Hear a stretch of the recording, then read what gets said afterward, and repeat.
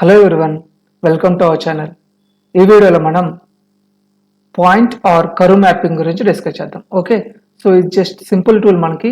మనకి already sheet ఉంది కదా. ఇక్కడ ఈ షీట్ అనేది అన్ఫోల్డ్ అయితే అది ఎంత ఏరియా ఆక్యుపై చేస్తుందని చూపించడం కోసం మనం జనరల్గా ఈ కర్వ్ మ్యాపింగ్ అనేది యూజ్ చేస్తూ ఉంటాం. సపోజ్ ఫర్ ఎగ్జాంపుల్ ఇక్కడ మనకు ఒక వాల్ ఉంది కదా. ఈ వాల్ అనేది నేను అన్ఫోల్డ్ చేస్తే అది ఎక్కడి వరకు వెళ్తుంది.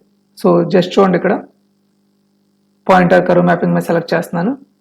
అండ్ దెన్ ఇక్కడ లైన్స్ ఉన్నాయి కదా, లైన్స్ సెలెక్ట్ చేస్తున్నాను. చూడండి, బౌండరీ లాగా అంతవరకు వస్తుంది అనమాట. ఓకే, సో ఈ ఆబ్జెక్ట్కి ఇది మన బౌండరీ అనుకోవచ్చు. ఎందుకంటే ఒకవేళ దీన్ని అన్ఫోల్డ్ చేసాం అనుకోండి, ఇక్కడ వరకు వస్తుంది కదా. సో అలా అనమాట. సపోజ్ ఫర్ ఎగ్జాంపుల్ ఇప్పుడు మీరు ఏం చేస్తారంటే, ఇక్కడ మనకి అన్ఫోల్డ్ ఆప్షన్ ఉంది కదా, అన్ఫోల్డ్ చేయండి ఒకసారి. చూడండి, సో ఆబ్జెక్ట్ అనేది అన్ఫోల్డ్ చేస్తే ఇక్కడ వరకు వస్తుంది అనమాట. ఓకే, సపోజ్ ఇప్పుడు నేనేం చేస్తానంటే, ఇది రెగ్యులర్ ఆబ్జెక్ట్ లాగా ఉంది కదా, రెగ్యులర్ జస్ట్ వాల్ లాగా ఉంది కదా.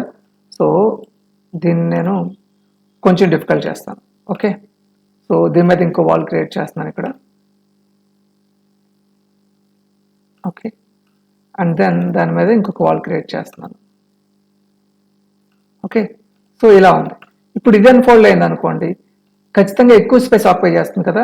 సో పాయింటర్ కర్వ్ మ్యాపింగ్ లో మనకి ఎక్కువ స్పేస్ కనిపిస్తుందా లేదా చెక్ చేద్దాం. Okay, so pointer curve mapping select చేస్తున్నాను. లైన్స్ ని సెలెక్ట్ చేయండి జస్ట్ మీరు.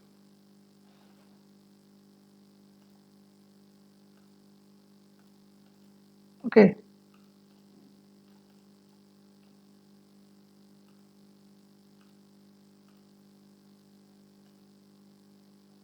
సో ఇలా మనం కొన్ని లైన్స్ సెలెక్ట్ చేసాం.